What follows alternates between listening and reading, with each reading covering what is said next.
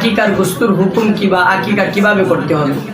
আমাদের যদি ছেলে সন্তান জন্মগ্রহণ করে তাহলে আমাদের আকিকা করতে হয় 2টা ছাগল, যদি মেয়ে সন্তান হয় তাহলে একটা ছাগল দিতে হয়। কিন্তু সুন্নত আকিকা হলো 7 দিন, 14 দিন, 21 দিন। যে সুন্নত আকিকা হচ্ছে 7 দিনের ভিতরে আকিকা করে দেওয়া, বা 14 দিনের ভিতরে আকিকা করে দেওয়া, বা 21 দিনের ভিতরে আকিকা করে দেওয়া, এটা হচ্ছে সুন্নত। এরপরে দেখা যায় ওই আকিকাটা আমরা দেখা যায় 1 বছর পরে আমাদের কুরবানির সাথে সংযুক্ত করি। এটা মানে আপনার উপর যে হক ছিল, মাতা পিতার উপর যে কর্তব্য ছিল, এই কর্তব্য আদায়ের জন্য মানুষে পরবর্তীতে করে দেয় বা করে নেয়, এটাও জায়েজ আছে, কিন্তু সুন্নত হবে না।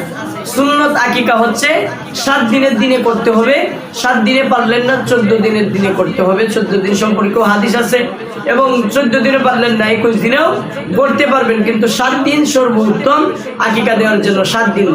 হ্যাঁ, আর হচ্ছে ওই আকিকার বস্তুর হুকুম কি হবে, বন্টন কিভাবে হবে।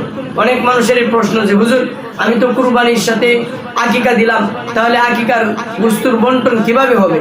আকিকার বস্তুর বন্টন আর কুরবানির বস্তুর বন্টন একই রকম, যেটা 3 বন্টন হবে, একটা নিজের জন্য, একটা আত্মীয় স্বজনদের জন্য, আর একটা গরিব অসহায় এতিম মিসকিনদের জন্য।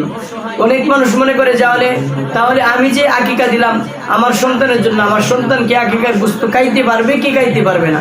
হ্যাঁ, যার নামে আকিকা দিছেন সে নিজেও এই বস্তু খাইতে পারবে, তার নিজের মাতা পিতাও খাইতে পারবে, আত্মীয় স্বজনও খাইতে পারবে, এটা কোনো দ্বিধাদ্বন্দ্ব নাই, সমস্যা নাই, সে খাইতে পারবে।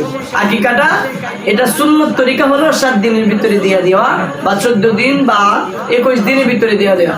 আর আমরা যে দেরিতে বিলম্বে আকিকা দেই, এটা সুন্নত আকিকা আর হয় না।